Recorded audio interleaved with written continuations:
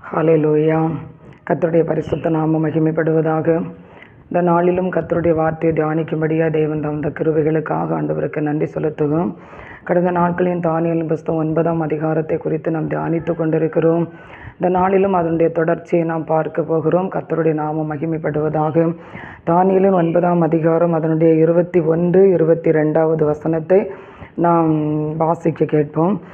அப்படி நான் ஜெபம் பண்ணி கொண்டிருக்கும் போதே முதல் தரிசனத்திலே நான் கண்ட புருஷனாகிய கபிரியேல் வேகமாய் பறந்து வந்து அந்திப்பலியின் நேரமாகிய வேளையிலே என்னை தொட்டான். அவன் எனக்கு தெளிவுண்டாக்கி என்னோடு பேசி, தானியேலே, உனக்கு அறிவை உணர்த்தும்படி இப்போது புறப்பட்டு வந்தேன் என்று சொல்லி நாம் கண்களை மூடி ஒரு நிமிஷம் அப்பாவை நோக்கி பார்ப்போம். அன்பின் நல்ல கர்த்தாவே, இந்த ஆசீர்வதிக்கப்பட்ட இந்த பகல் வேளையில் என் தேவனாகிய கர்த்தருடைய நாமத்தை ஆண்டவரை மகிமைப்படுத்தும்படியாக பரிசுத்த தேவன் தந்த கிருபைக்காய் ஸ்தோத்திரம். இந்த வார்த்தையோடு கர்த்தர் எங்களோடு இடைபடும் உம்முடைய பாதப்படியில் எங்களை ஆண்டவரை ஒப்பு கொடுக்கிறோம். ஏசப்பா, இதன் மூலம் எங்களுக்கு தேவையான, நாங்கள் கற்றுக்கொள்ள வேண்டிய, நாங்கள் கை கொள்ள வேண்டிய, நாங்கள் ஜெபிக்க வேண்டிய தேவரீர் அந்த காரியங்களை நாங்கள் ஞானமாய் ஜெபிக்கத்தக்க தேவரீர் அறிவை உணர்த்தும், எங்களோடு இடைபடும், ஆசீர்வதியும். இயேசுவின் நாமத்தில் பிதாவே, ஆமே. ஹல்லேலூயா. எனக்கு அன்பானவர்களே, இந்த நாளிலும் தானியேல் ஜெபித்த ஒரு முக்கியமான ஒரு பகுதியை தான் நாம் இந்த இடத்துல பார்த்து கொண்டிருக்கிறோம். அடிமைப்பட்டிருக்கிற ஜனங்களுக்காக, தன்னுடைய மூதாதையர்களுக்காக, தன்னுடைய ஜனங்களுக்காக அவர் ஜெபித்து கொண்டிருக்கிற அந்த 9ஆம் அதிகாரம் 1வது வசனத்தில் இருந்து நாம் பார்த்து கொண்டிருக்கிறோம். இந்த இடத்துல 20வது வசனத்தில், இப்படி நான் சொல்லி ஜெபம் பண்ணி, எப்படி அவருடைய பாவத்தை, பிதாக்களுடைய பாவத்தை, எல்லாருடைய பாவத்தையும் அறிக்கை செய்து அவர் சொல்லுகிறார், நம்முடைய கற்பனையை மீறினோம், கட்டளையை மீறினோம், தீர்க்கதரிசிகளோடு நீர் பேசின வார்த்தைகளை நாங்கள் கேளாமற் போனோம், நாங்கள் பாவம் செய்தோம், இது நிமித்தம் நாங்கள் பாபிலோனில் அடிமைப்பட்டிருக்கிறோம். ஆண்டவரே கேளும், ஆண்டவரே மன்னியும், ஆண்டவரே கவனியும், என் தேவனே உம்முடைய நிமித்தமாக அதை தாமதியாமல் செய்யும், உம்முடைய நகரத்துக்கும் உம்முடைய ஜனத்துக்கும் உம்முடைய நாமம் தரிக்கப்பட்டிருக்கிறதே என்று சொல்லி அவர் ஜெபித்து கொண்டிருக்கும்போது அங்கே 21வது வசனத்தில் சொல்லுகிறான், அப்படி நான் ஜெபம் பண்ணி கொண்டிருக்கும் போது முதல் தரிசனத்திலே நான் கண்ட புருஷனாகிய கபிரியேல் வேகமாய் பறந்து வந்து அந்திப்பலி நேரமாகிய வேளையிலே என்னை தொட்டான். முதலாவது அவர் தேவ சமூகத்தில் அந்த பாவ அறிக்கை, அவர் முந்தின காரியங்களெல்லாம் நினைத்து, தன்னுடைய அடிமைப்பட்டிருந்த அந்த காரியங்களை நினைத்து அவர் மனம் கசந்து ஆண்டவருடைய சமூகத்தில், உபவாசத்தில், அவருடைய எல்லா மேன்மையும் வெறுத்து தேவ சமூகத்தில் வந்து தன்னை அர்ப்பணித்து தேவ சமூகத்தை நோக்கி பார்த்தபோது முதலாவது கர்த்தர் அவரை தொட்டார். அந்த ஜெப வேளையில் தேவனாகிய கர்த்தர் அவரை தொட்டார். எனக்கு அன்பானவர்களே, இதிலிருந்து நாம் கற்றுக்கொள்ள வேண்டிய காரியங்கள், கர்த்தர் நம்மிடத்தில் எதிர்பார்க்கிற காரியங்கள் என்ன என்பதை நாம் இன்றைக்கு இந்த வசனத்திலிருந்து நாம் அறிந்து கொள்ள வேண்டும். நாம் அதை தியானித்து தேவ ஆவியானவர் நமக்கு கற்றுத்தாரதை இந்த நாட்களிலே நாம் ஜெபத்திற்கு ஆயத்தப்படுவோம். நாம் இங்கே பாருங்க, அவர் எப்படியாகிலும் இஸ்ரவேல் ஜனங்கள் நாங்கள் விடுதலை ஆகணும், மீட்கப்படணும், இந்த பாபிலோன் அடிமைத்தனத்திலிருந்து நாங்கள் விடுதலை ஆகணும் என்கிறது தான் அவருடைய ஜபம். ஆனால் வருஷங்கள் தாண்டி போகிறது. வருஷத்தின் தொகையை அவர் அறிந்து கொண்டார். 70 வருஷம் என்கிறதை அறிந்து கொண்டார். அந்த தொகையை அறிந்தவுடனே அவருக்கு முடியலை, இவ்வளவு வருஷமா இதை எப்படி தாங்க முடியும் ஆண்டவரே, இது எங்கள் பாவத்தினால தானே என்று சொல்லி அவர் அழ ஆரம்பித்தார். இங்கே பாருங்க, அந்த ஜபத்தை தேவன் அங்கீகரித்தார். பாருங்க, அந்த தானியேலுடைய ஜெபத்தை. அங்கிருந்து ஒரு புருஷனை கர்த்தர் அனுப்புகிறார், கபிரியேல் என்கிற தூதனை கர்த்தர் அனுப்புகிறார். அவரை தொடுகிறார். முதலாவது தொட்டான் என்று சொல்லி வாசிக்கிறோம், தொட்டான். அப்போ இதிலிருந்து நாம் கற்றுக்கொள்ள வேண்டியது அநேக காரியங்களை குறித்து நமக்கு ஒரு கேள்வி இல்லாமல் இருக்கு. அன்பு தகப்பனே, தாயே, சகோதரங்களே, வாலிப பிள்ளைகளே, இந்த வசனத்தை நாம் கவனிக்க வேண்டும்.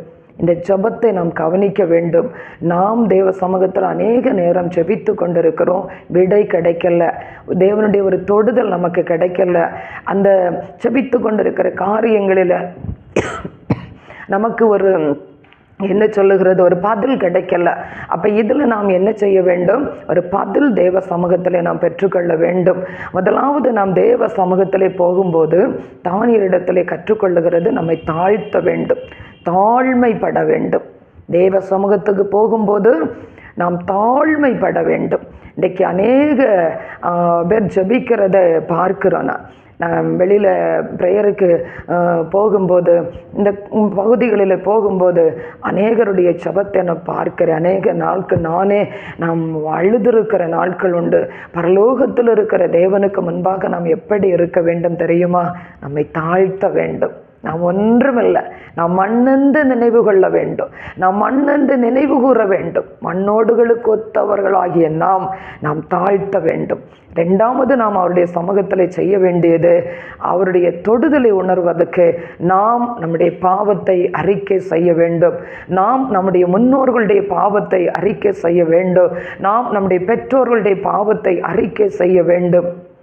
நாம் கற்பனைகளை ஞானஸ்தானம் எடுத்து அபிஷேகம் பெற்ற பிறகு கூட நாம் கற்பனைகளையும் கட்டளைகளையும் கை கொள்ளாதபடி தேவ நியமத்தை கை கொள்ளாமல் இருக்கிறோம். இதை நாம் அறிக்கை செய்ய வேண்டும்.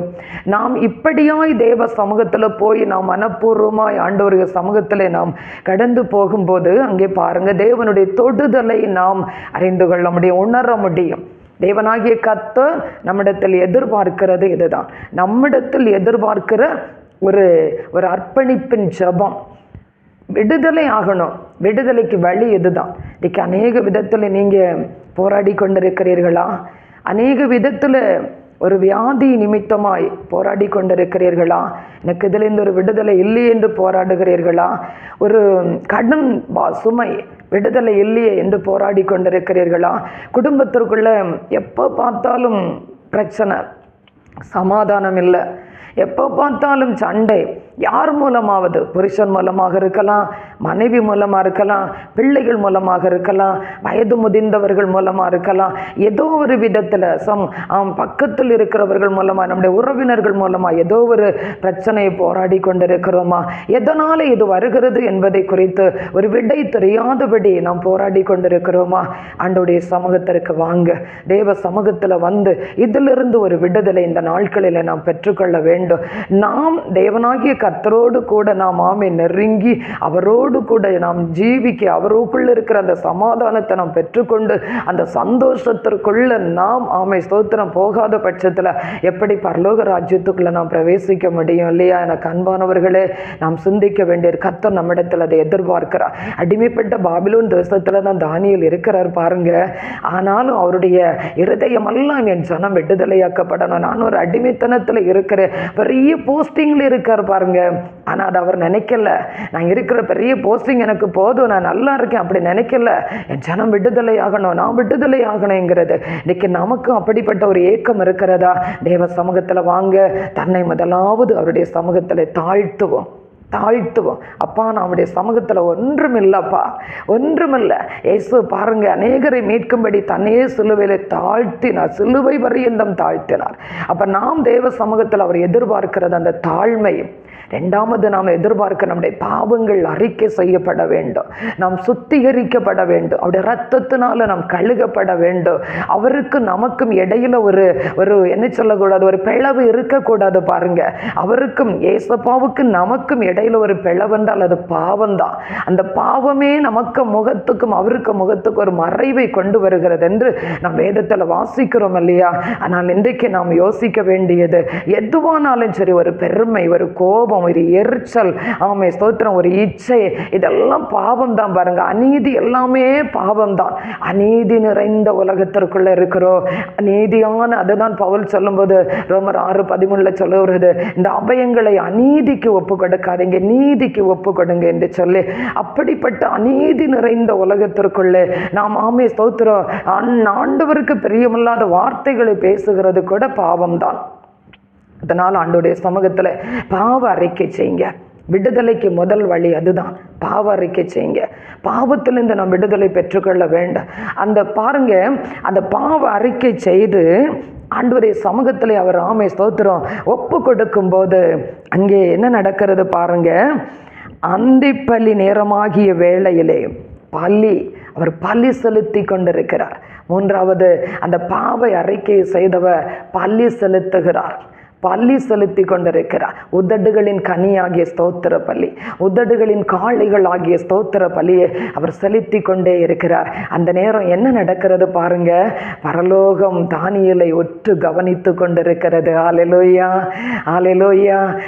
தானியேல் எப்படி ஜெபிக்கிறார், எதற்காக இப்படி அவர் ஆமை ஸ்தோத்திர பிரயாசப்படுகிறார் என்று சொல்லி கவனித்து கொண்டிருக்கிற எனக்கு அருமையானவர்களே, நீங்களும் நானும் தேவ சமூகத்தில் போகும்போது நாம் எப்படிப்பட்டவர்களாய் நாம் அவருடைய சமூகத்தில் போய் நிற்கிறோம், அதை நாம் ஆராய்ந்து பார்க்க வேண்டும்.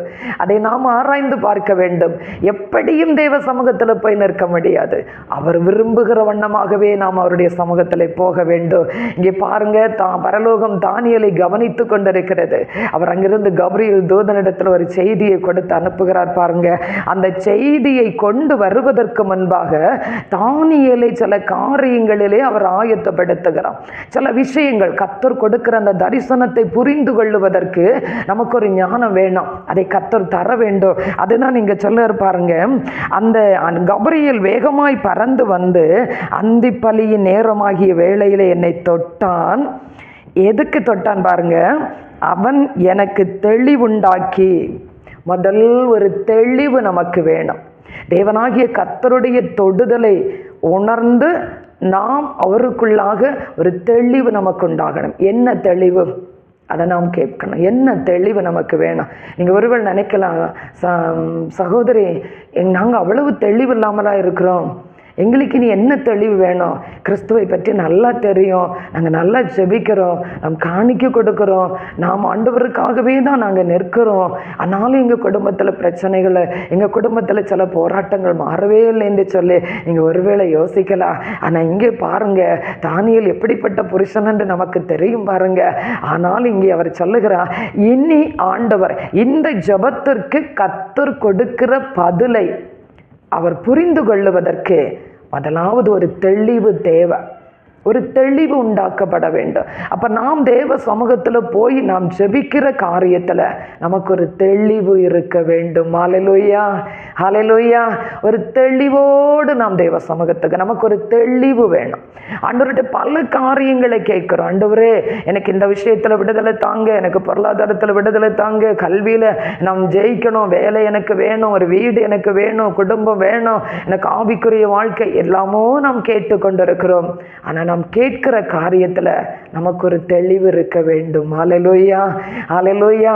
அது தேவ சமூகத்தில் நாம் கேட்கணும். ஒரு தெளிவு நமக்கு இருக்க வேண்டும். அந்த தெளிவு நாம் பெற்றால்தான், அந்த தெளிவு நமக்கு இருந்தால்தான் கர்த்தர் நமக்கு காண்பிக்கிற சில தரிசனங்களை நாம் புரிந்து கொள்ள முடியும். அவர் நமக்கு தருகிற சில வார்த்தைகளை நாம் புரிந்து கொள்ள முடியும். அங்கே பாருங்க, தானியேலுக்கு அவர் சொல்றார் பாருங்க, அவன் எனக்கு தெளிவுண்டாக்கி என்னோடு பேசி, தானியேலே உனக்கு அறிவை உணர்த்தும்படி இப்போது புறப்பட்டு வந்தேன். எவ்வளவு ஆச்சரியமான வார்த்தை பாருங்க. அப்ப நமக்கும் தேவனுக்கும் இருக்கிற அந்த உறவுல எப்படி இருக்கணும்? முதல் ஒரு தொடுதலை நாம் உணர்ந்து கொள்ள வேண்டும், தேவனுடைய தொடுதலை உணர்ந்து கொள்ள வேண்டும். இரண்டாவது நமக்கு ஒரு தெளிவு இருக்க வேண்டும். அந்த தெளிவு தேவனாகிய கர்த்தர் நமக்கு தருவதற்கு வல்லமையுள்ள தேவன். இங்கே மூணாவது சொல்லுகிறது உணர்வு. இங்கே சொல்லி இருக்கிற பாருங்க, தானியேலே உனக்கு அறிவை உணர்த்தும்படி இப்போது புறப்பட்டு வந்தேன். அவருக்கு அறிவு இல்லையா? ஞானம் இல்லையா? அப்போ ஏன் அவருக்கு இந்த வார்த்தையை கொடுக்கணும்? முதலாவது அந்த தரிசன ஜபத்துக்கு ஒரு பதிலை கொடுக்கலாம் இல்லையா? முதலாவது அவர் அந்த ஜபத்துக்கு ஒரு காரியம் என்ன, தானியேல் நான் இப்படி செய்ய போகிறேன், உன் ஜனத்தை நான் விடுதலையாக்க போகிறேன் என்று சொல்லியிருக்கலாம் இல்லையா? அவர் அங்கே அந்த காரியத்தை செய்யலை பாருங்க. ஆண்டவர் கொடுக்க போகிற அந்த தரிசனம், அந்த காரியம், அவர் இந்த ஜனங்களை எந்த விதத்தில் விடுதலையாக்கப்பட போகிறார் என்பதை குறித்து ஒரு உணர்வு வேணும். அப்போ நமக்கு என்ன வேணும்? முதல் தேவ சமூகத்தில் நாம் போகும்போது ஒரு தெளிவு நமக்கு வேணும்.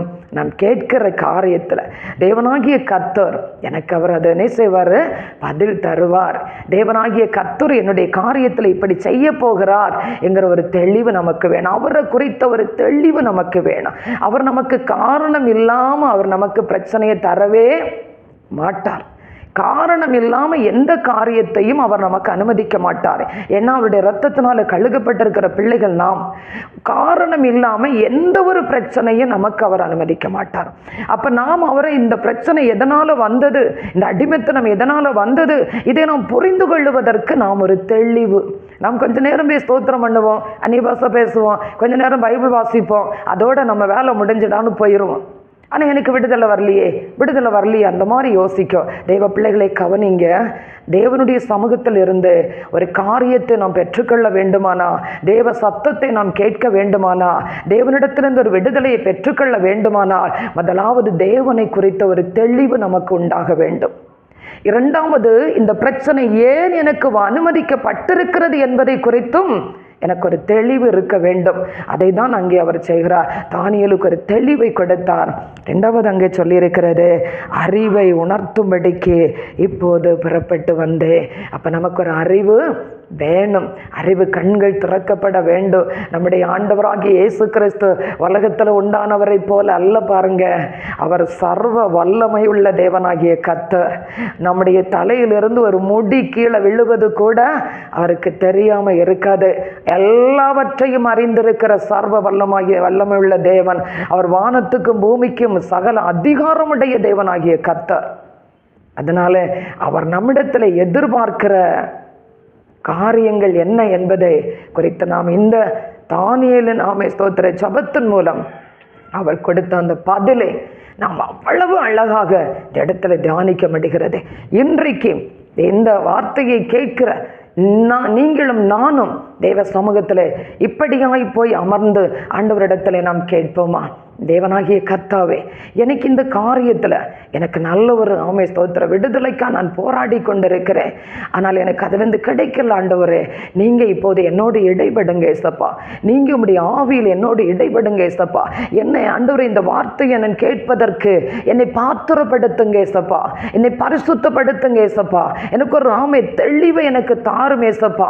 நான் அதை புரிந்து கொள்வதற்கு எனக்கு அறிவை தாரும் ஏசப்பா என்று சொல்லி ஆண்டவருடைய சமூகத்திலே நாம் போய் கேட்கும்போது, அவருடைய சமூகத்திலே நாம் போய் நிற்கும்போது நிச்சயமாய் கர்த்தர் அதற்குரிய வழியை தந்து கர்த்தர் நம்மை நடத்துவார். ஹல்லேலூயா, ஹல்லேலூயா. நம்மளை திணற விடவே மாட்டார், குழம்ப விடவே மாட்டார். நம்ம இது எதனால என்று சொல்லி நம்மளை சிந்திக்க விட மாட்டார். ஆனால் நாம் செய்கிற காரியம் அநேக விதத்தில் மாம்சத்தில் யோசித்து கொண்டிருக்கிறோம், மாம்சத்தில் சிந்தித்து கொண்டிருக்கிறோம், மாம்சத்தில் ஆலோசனை கேட்கிறோம், மாம்சத்தில் ஜெபித்து கொண்டிருக்கிறோம். விடுதலை இல்லை எனக்கு அன்பானவர்களே, விடுதலை இல்லை.